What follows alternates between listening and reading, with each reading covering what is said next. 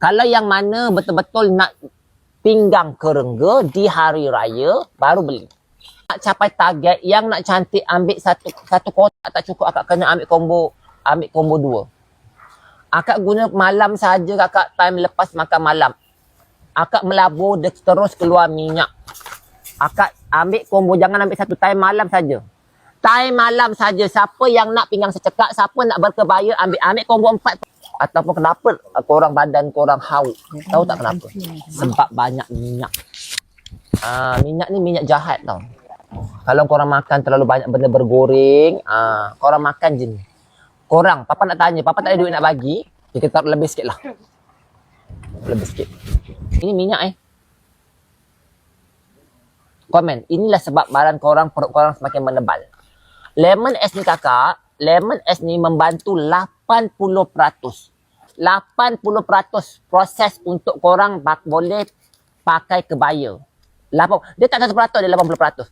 Ini papa masukkan lemon es. Papa masukkan lemon es. Tengok papa masukkan lemon es. Akak tengok tebal dia. Satu jari, satu kuku ni kita penuh. Tengok ni. Ini. Akak fokus kat sini je, kat sini. Kat jari saya, akak tengok. Saya nak buat magic. Akak tengok betul-betul. Tadi tebal satu jari kan? Akak tengok lepas saya guna lemon es. Lemon es ni dia teknologi nano sayang. Dia meresap macam span minyak-minyak yang kita tak perlukan. Akak percaya cakap saya, akak pakai ni auto berapa cakap depan. Korang boleh berkebaya.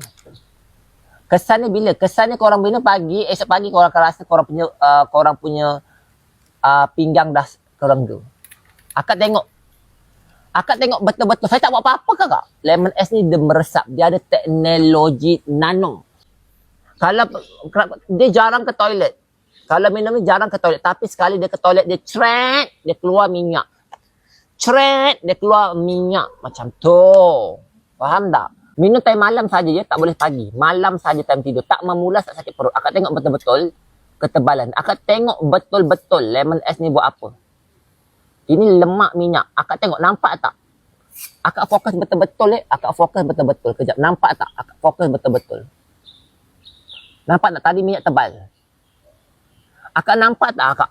Tadi minyak tebal dekat satu jari, sekarang dah tak ada. Nampak tak? Kalau nampak, komen nampak, terus beli. Betul tak? Memang jari saya dah pakai. Okey. Tengok. Akak tengok. Akak baca review.